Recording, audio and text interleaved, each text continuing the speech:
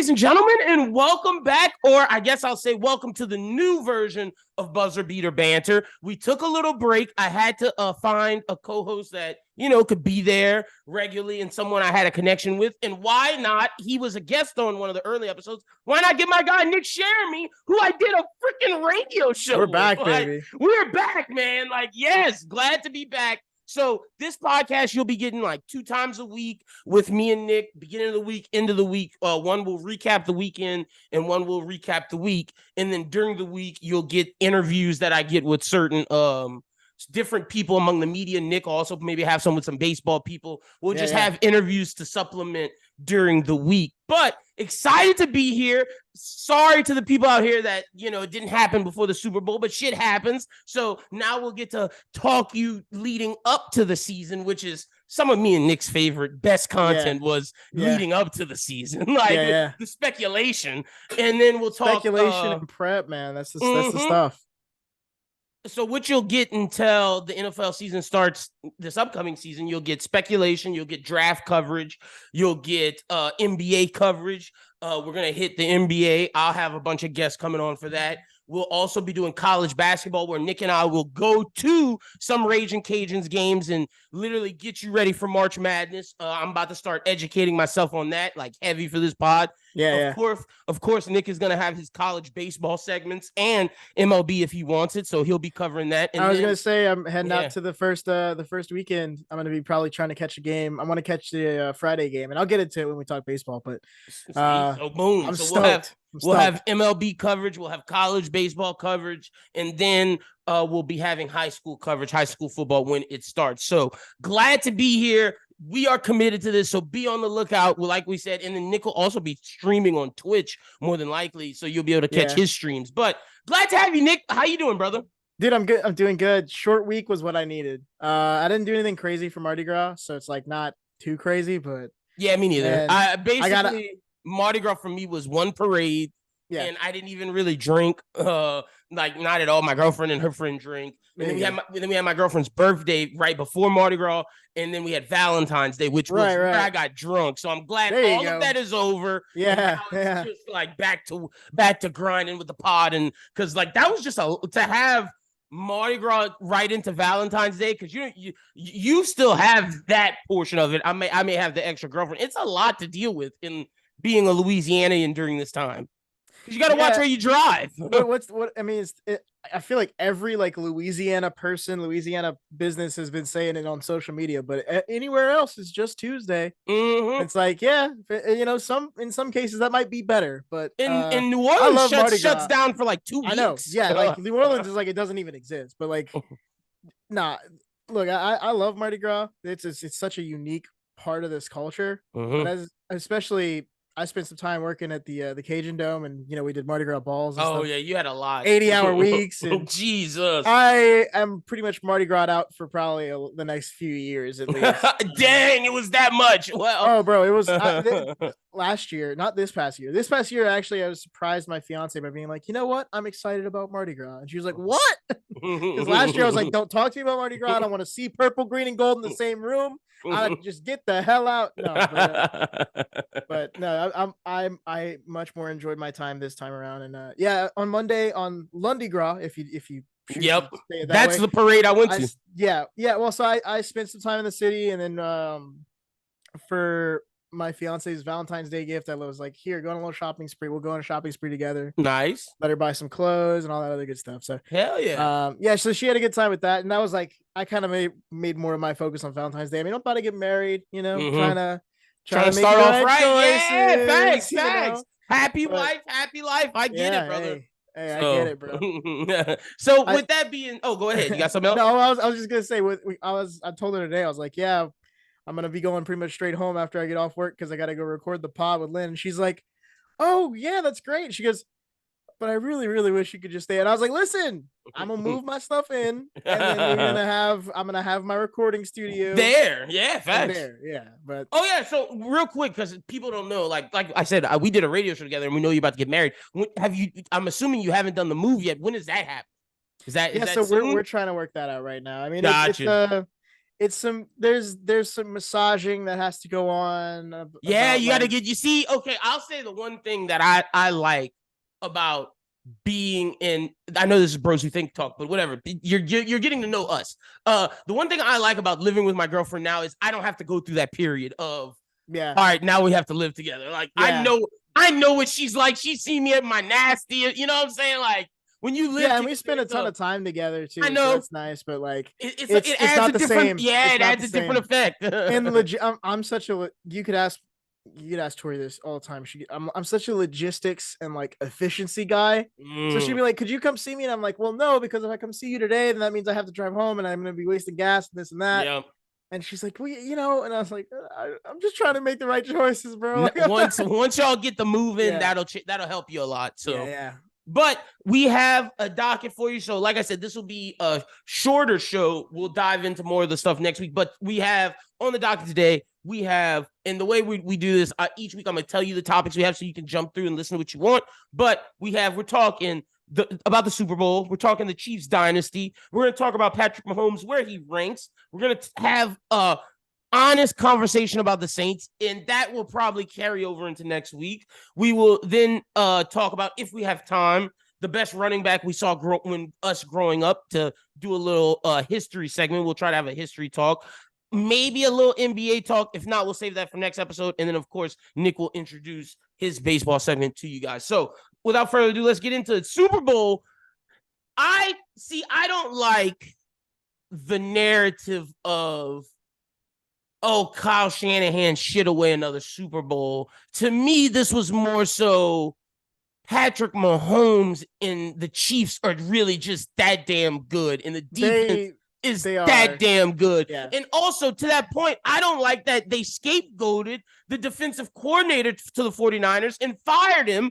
And that guy held Patrick Mahomes to 19 fucking points. Like, Kyle, if I wasn't going to blame you, but the fact that now you're firing your defensive coordinator makes me want to blame you. Yeah. I mean, it's in any other capacity, we would have said that this was one of the greatest games of the season. We loved it. We would all be sitting here today saying these are the two best teams in the league, and this was a really well. It was just a good game. It was a really good game. Objectively, it was good football, but because it was a Super the second Bowl, half in overtime, because the first half was kind of whack.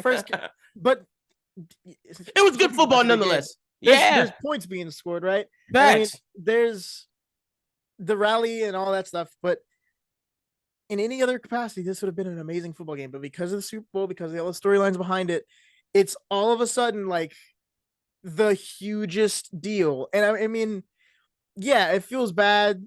I definitely do not think defensive coordinator needs to be sacked. Yeah, Steve Wilkes did not need to be fired. I mean, and Wilkes, after having a very good year, the best defensive of the whole year, and held Patrick Mahomes to 19 points. I'm sorry. Let's call a spade a spade. When you needed your quarterback to go down and make a play, you got 3. Instead of 7. Well, and that's why, and no disrespect to Brock Purdy, but that's why they drafted Trey Lance. They wanted someone who could do that, and they don't have someone. I don't disagree, but what I'll tell you with that, actually, truthfully, I don't even think Brock Purdy is to blame, because there's one play that I will point to, and every Super Bowl, every game has one play, right? I love Elijah Mitchell. Right? UL grad, UL alum. We're both wearing red. He's been great. I'm wearing my Ragin Cajuns shirt today. He has been great for them this season, especially in short yardage situations, and he got a first down. He did in overtime. What happened though? Holding, called the play back. Yeah. Do you know who the hold was on? No, who? The backup tight end. Oh yeah, not having Kittle in. George Kittle wasn't in because he had just come back from that injury. The locker room. Yeah. Kyle Shanahan, you have 2 timeouts. Why are you not calling a timeout? If you want Elijah in there, keep Elijah in there. He can make the yardage. We saw that he did. Get the proper blocking. Tight end blocking. Why? Hey, that's fair. And that goes back to he's probably the 15th best player in the league. Definitely. Why is he not on the field? Definitely top 10 players. He's worth a timeout on the teams right now. He's worth a timeout. Definitely so. I agree with. And that's why it is a coaching thing. I don't think it's honestly. I think Brock Purdy played a Super Bowl winning performance. And look, and I'm gonna get to the Brock Purdy thing real quick. But I agree with you. I think moments like that, I think the not knowing the overtime, the Chiefs were shocked. I think that's where you're going to blame Kyle Shanahan. And that's where it's like, damn, why did you fire the defensive coordinator? I will say, though, these mistakes are on you. The NFL can go to hell with these two different versions of the overtime rule. I'll say it again and again. Why is it not just college? Why can't we have a shootout? Well, see, they got mad that Patrick Mahomes is the reason why these rules are where it's at now. Yes. Yeah, facts. Yes. But why can't we just have a shootout? He beat the shootout happened to him, and he beat the shootout against. No, I think Brady beat him that way. League. That's you're talking about. You're talking about the what's it called? I know the Bills one. No. The shootout is what we do in college. Okay, so the first time the overtime rules were changed was because either the Chiefs won or lost with the field goal, and then one of the fan bases complained. Then they changed the rule, where you get the Bills game that happened. And it's like, oh wait, he could go down the field, kick a field goal, and it's over with. No. We're changing that, and now we have the game, and now we have literally a halftime in the literally, just another half of football. But no, I mean, why do we not line the guys up at the start of the 30? Yeah, 30, and then go to the 25, and then the 20. Literally, just the exact same way college does it. After the third one, you can't do an extra point. I'd be down with that. Yeah, I'd be down with that. That'd be hard. And we shouldn't have ties in the NFL. There's 17 damn games. I don't need to have ties. Come on. This is like, I know we're talking around the point of the Super Bowl, but that's because at this point, everything that's been said to analyze it has been said. Yeah, we're talking about the important things. Patrick Mahomes. We're going to talk about Patrick Mahomes in a second, but he is great. The quarterback to beat in the NFL right now. He's the new Brady. There's no debate either. Like Josh Allen, Lamar, Joe, they aren't on his level. And he is the guy. And it's not quite to the level of 28-3, but it's halfway there. Right? They were losing. Yeah, no, 17 points. Mm-hmm. Now, he didn't do it in a quarter. He did it in a half. But I mean, but still, no, to that point, and you still got to lead the comeback. You got to do this. You got to do the damn thing. You know, at halftime, you could say Patrick Mahomes was having a horrible game, and the critics were going to come say the moment was too big for him. And Brock Purdy has arrived. That's his new rival, like the only one to beat him. They would have said Brock Purdy has arrived. And, I can see in my mind's eye an alternate future where we're getting comparisons in the offseason is which is better, Joe Burrow or Brock Purdy? Purdy, yes. Who's the real Mahomes rival? The real next up? And people would say Purdy because he won. God, I'm so happy we don't live in that timeline, that dimension. Because, and to your point, okay, Purdy did not. And for what I said about Purdy, Purdy didn't have a bad game. 23 for 38. Purdy had a good game. Purdy is a good quarterback. He had a game manager game, which is what he is. But the thing is, exactly, Nick. I think him and Jared Goff are the best versions of game managers. I think Jared Goff is the second best quarterback in the NFC, and I love Jared Goff. If there was a Hall of Fame of game managers, he would be in it. If the Saints had Jared Goff, we would have been in the playoffs. We'd have been well in the playoffs. Yes, and my thing is Brock Purdy is that. Yeah. But to beat Patrick Mahomes, when you lost the last time, when the 49ers lost in the thing, that's why they drafted Trey Lance, to have a guy who's a game changer. When you need 7, you're not getting 3. And I think until they get that, they're going to experience these things. I think Josh may be that. I think Lamar may be that. I think Joe may be that. Joe is that. Yeah, Joe is that. You're right. When he's healthy, he is that. He is that when healthy. Facts. And I would say the same with Lamar. When he's healthy, he is that. Yeah. Josh Allen just does the video game stuff too much. Mm-hmm. He does too much of the hero ball. Where he messes up in the moment. But I think he doesn't feel confident in his teammates. I think if Josh Allen was on the 49ers, I think that'd be a totally different situation. If Josh Allen was on the 49ers, they wouldn't lose. Yeah, exactly. So until the 49ers get someone who's a game changer, and to shout out to Cam Newton, because he said it, and I think he got too much hate. I think we'll keep. I 100% agree. I agree with Cam. Yeah, man, I don't agree with him on every name on the list, but I agree with him with everything. The point behind it, the point behind his, absolutely. Well, so the next thing we got is this Chiefs dynasty. How long do you think he can continue? So here's the thing. They're gonna be better next year. He needs a really good coach. They're gonna be better next year. And this is, I want to make a note that we all were saying, I don't know, 5 months ago in October. This was the year to beat them. They're cooked. They're cooked. Yep. They're cooked. They weren't even going to make it past the divisional round. And now they have Snead, who's incredible. They have Darius Snead just came out of nowhere. They have number 22 McDuffie, who's incredible as the second string cornerback. And McDuffie's under contract. You will have to pay Snead, and I know you got to pay Jones. Whatever it is, those guys, if they want to keep winning, Jones already said he'd take a cut. You got to get Jones back. Because Chris Jones, I think, and this is no disrespect to Aaron Donald, I think Aaron Donald at his prime, when he was at his best, the best defensive tackle of this generation. But I think Chris Jones has taken the spot of best defensive tackle in football. And I think the thing you got to think about with Chris Jones as well is he's been so quietly good for so long. And he does it when it matters. Every time they need a play, literally the reason why the 49ers had to kick a field goal, because that guy Jefferson on the 49ers was wide open. Wide open. Yeah. Brock Purdy could have gotten that throw to him, but because Chris Jones messed up the play, he was in the backfield. He was in the backfield. It didn't happen. We talk about, I mean, it's talked about a lot in youth sports about kids that are always in the right spot. Oh, at the right time. Yeah, Chris Jones is always in the right spot. And he's the most, because he's a professional. He's the optimum version of someone who's always in the right spot at the right time. And he's a good dude too. That's the thing. Like, he's a great teammate. He's a good teammate. He works hard. Maximum effort. I mean, the dude's, As long as you have Chris Jones, Patrick Mahomes, and Travis Kelce, this team will continue winning. I agree. Build the rest around them. Speaking of, what's your take on the Kelce's blow up moment in the first? Quarter? I think. You have a take on that, or it's wrong. I don't think he should. I think he's in the wrong.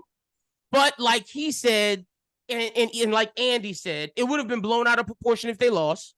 Yep. I think he's the heat of the moment. Yes. I think those two guys have that relationship to where he can talk to him that way. Even though he said it was wrong for him to talk to him that way, he should have said, it's not what you say, it's how you say it. Right. And I think he said it the wrong way. He shouldn't have grabbed him.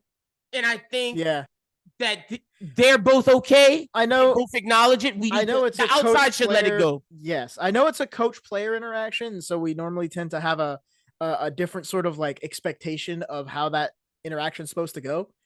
But any self-respecting coach will tell you in the NFL that it's not like being a coach in college. It's not like being a coach at any other level of the sport. You have much more of a relationship that's at a more of adult partner. Yes. Right. These are your partner. I mean, they're getting paid just like you are, probably more than you are in a lot of cases. And you have a job to take this team. It's just their job is to go and perform your plan. Yep. Yeah. Facts. It's no different. And you'll have those moments where you butt heads. It's no different than having, like, if you're in a band and you have a sound tech that is your sound tech for your band. Yeah, it's not his job to go up on the stage and play guitar, but he's the one making your guitar sound good. Yeah, facts. Right?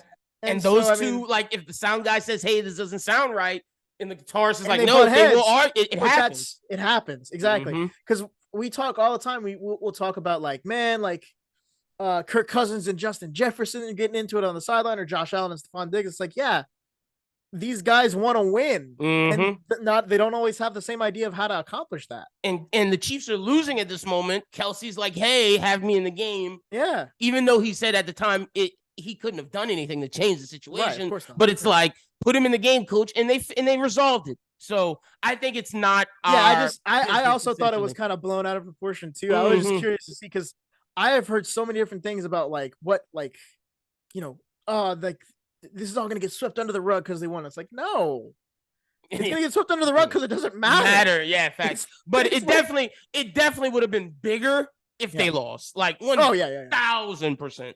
Yeah. So, but Dynasty, I definitely see them legitimately winning again next year and three-peating, because they're going to get wide receiver help.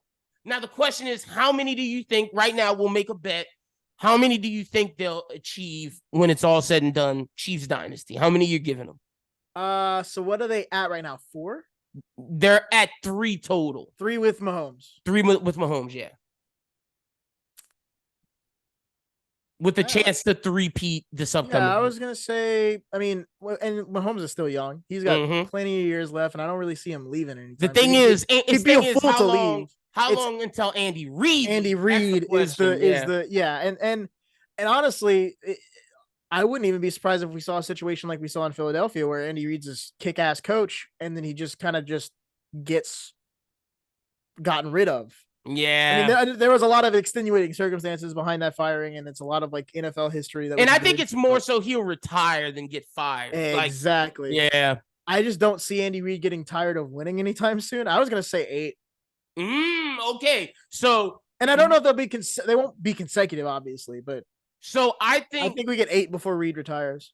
Ooh, that's not that old. He's not that old. Let's see how old he is, because that's interesting. Because my thought process is I like your number. I just think we're going about it differently. Let me see. Andy Reid. Andy Reid was born in 1958. So he's 65? 65? Yeah, he's 65. He's not that old. Okay, so that kind of changes things. He could coach well into his 70s. Facts. Okay, so I think they get 6. 6 is a good number. I think it's 6 with Reid. And then I think Patrick breaks Brady's record and gets 8 total. Oh yeah, I guess that's a better way to say it. I would not be surprised if Andy gets 8. But I think 6. If he retires, I would not be. And the way I think about it is, it's a 3-peat. They 3-peat next year. 4. I think maybe a year or 2. Where they don't, and then they'll do 2. And then I think they take breaks, and Patrick has that Brady end of year career, gets his other 2. So I think it'll go 3-peat, 2 year off around there. They back-to-back. Andy retires. They find a new coach. You better be careful, man. I'm about to go put a Super Bowl bet on the Chiefs. Look, I definitely think they 3-peat, because look, I don't know unless the draft really unless the draft shakes things up for these other teams. I don't see another team that can beat them at this moment, because if they get wide receiver help, it's over with. They have no holes. Like, they're gonna get better at the offensive line. They're gonna get wide receiver help. What is a team that you think can beat them? Maybe Houston. If Houston gets the right pieces, but Houston still needs to grow. A healthy Joe Burrow, like if Joe Burrow can be healthy, but a healthy Joe Burrow, but Joe Burrow, the Bengals' greatest enemy is the same as the 49ers' greatest enemy. It's the coach. The coach, and it's not even the coach is like, Zach Taylor's bad. No, like Zach Taylor, a bad coach. He's dumb. Yeah, that's the thing. He just makes weird, dumb decisions. Shanahan is a good coach. He just also makes weird, dumb decisions. In crunch time, he makes weird decisions. But I don't think Zach Taylor's that good of a coach, and he does dumb shit like you said. Like, that's interesting. Yeah, I mean, I think a whole Zach conversation Taylor, we could have, but we could have that another time. I just think Zach Taylor is from the Shanahan tree with McVay, LaFleur. I think he's the worst one of the bunch, and I don't think it's close. Like, yeah, I feel like that's probably a pretty common take. I think. Fair, yeah, for sure. And I don't think that's like me going. It's not reinventing the wheel, but at the same time, all. like, I totally get where it needs to be said, because that's the Bengals' enemy. So yeah. Maybe Harbaugh at the Chargers, giving them a competent coach, could maybe shake things Who knows?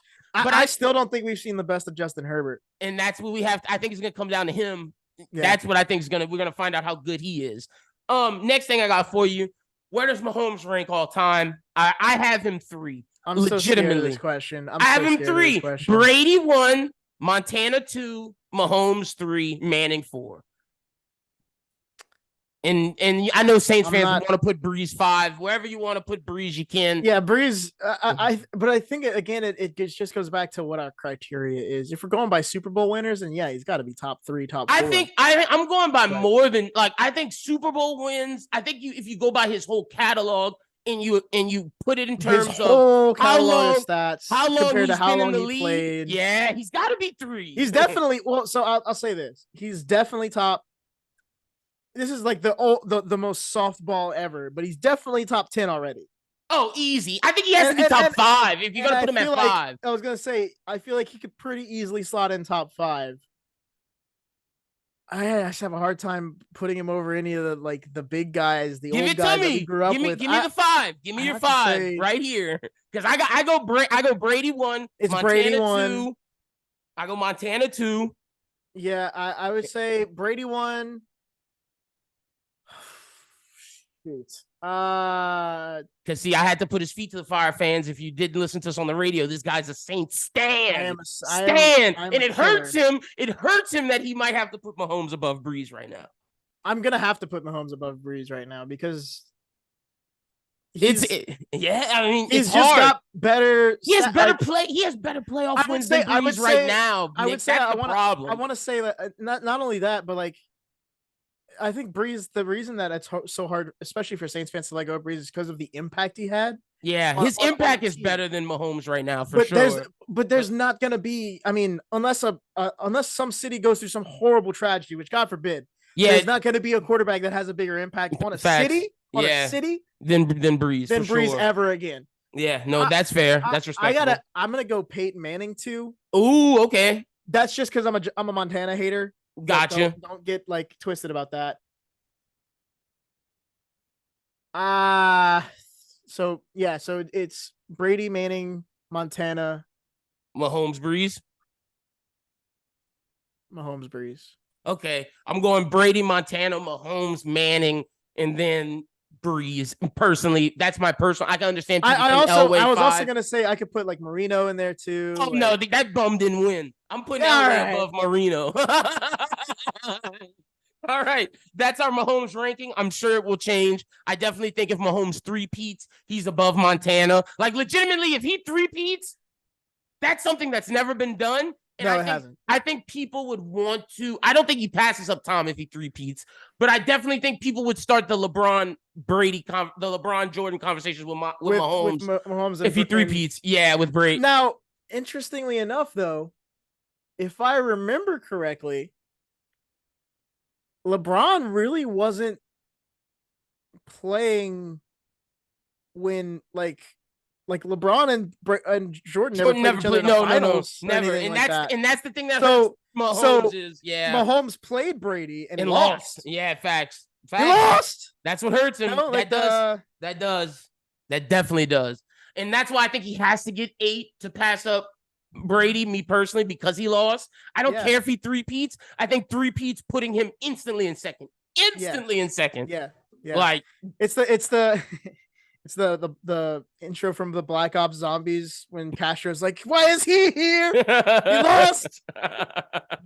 That's Brady to Mahomes right now in the top 10 conversation. So now we get to the Saints. The Saints hired a new offensive coordinator from the 49ers. Do you feel that fixes the problems?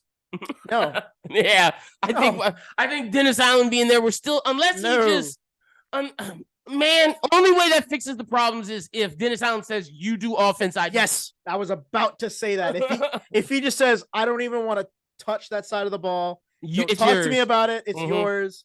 And the other issue with that though is what offense are we going to run?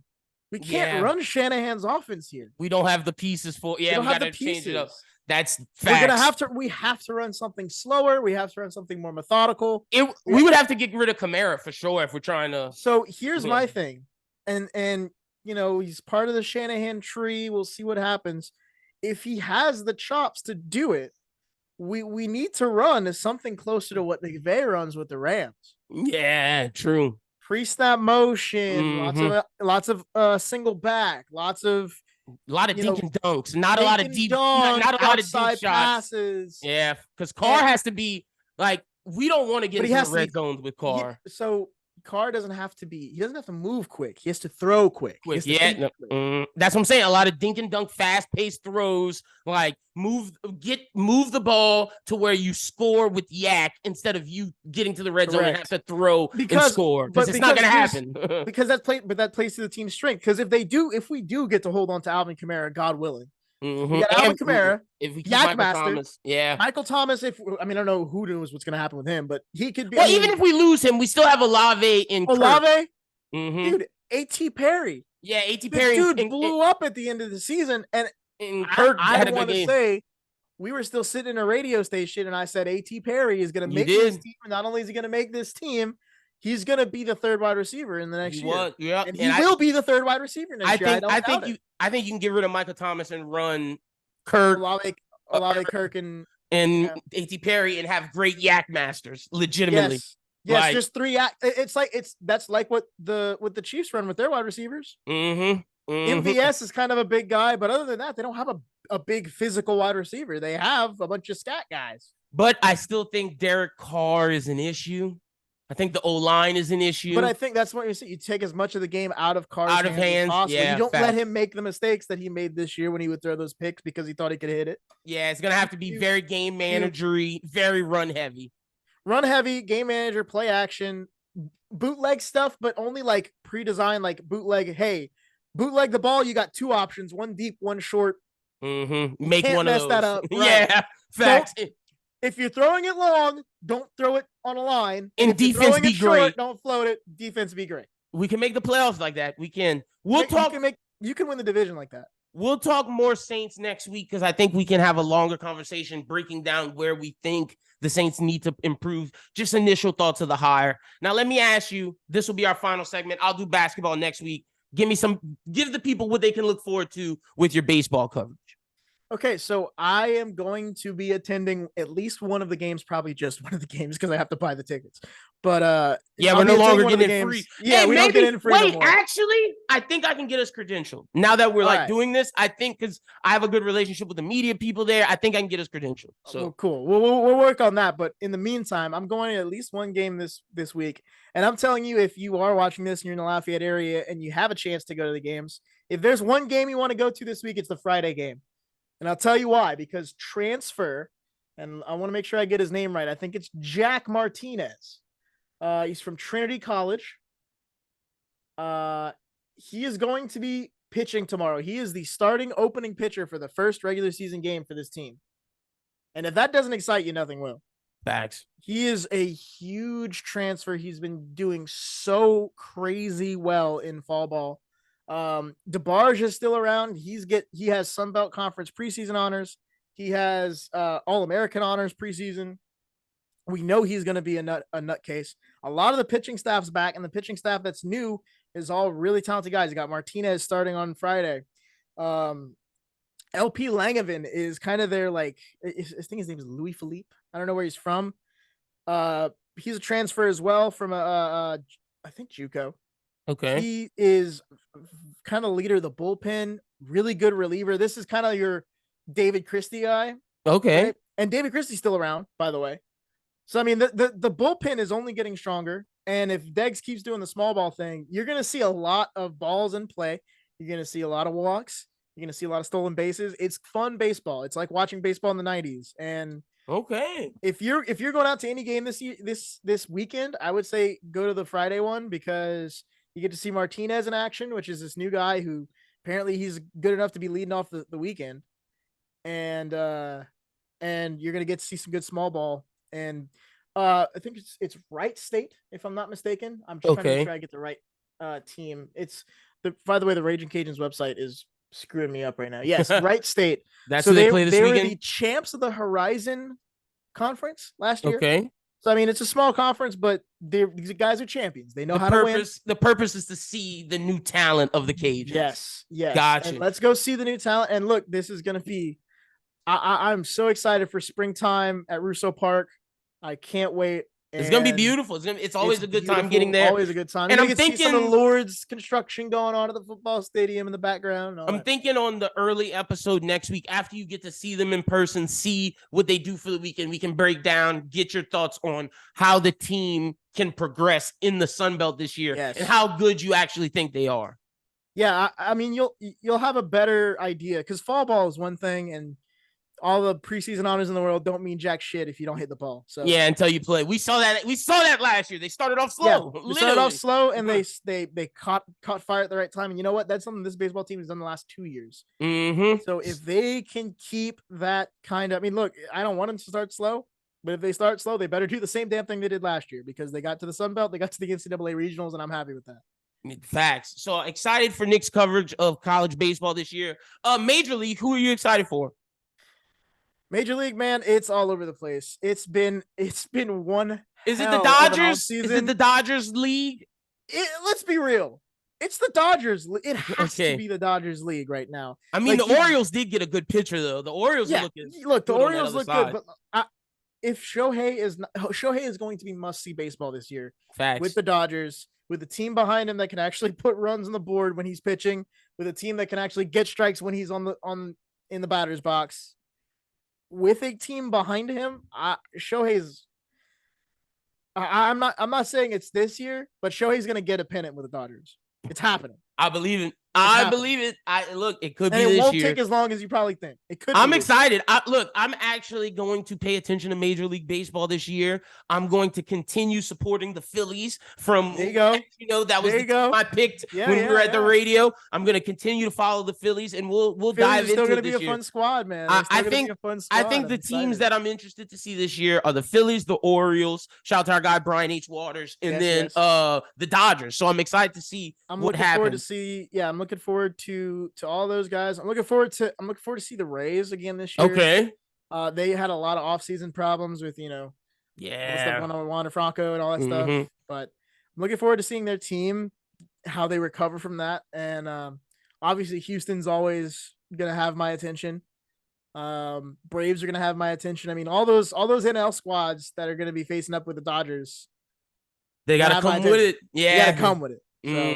So, all right, that's just our first episode together. Just laying the foundation. And like I said, next week you'll have 2 episodes from us for sure. And if I can get an interview, you'll get one. Next week, expect Nick's thoughts early in the week on what happened this weekend with the Ragin Cajuns, if you're a Ragin Cajuns fan. And then expect my Pelicans talk leading up to All-Star break. The Pelicans have one of the best records leading up in the All-Star break. This is a great time since Chris Paul. Yeah, you were letting me know to start watching some basketball, and I'm like, dude, this is the best time to watch. It's about to be the All-Star break, and we get a little bit of and we're good. Pelicans really good action. Yeah, facts. And then that's the early week episode, and then the later week episode in the week next week, Nick and I talk college basketball and start getting our feet under us with college basketball and where we line. But Nick, go ahead. I want to make a point. I want to make a point about college basketball. I am going to be willfully combatively ignorant about college basketball. Yeah, same. I want to put the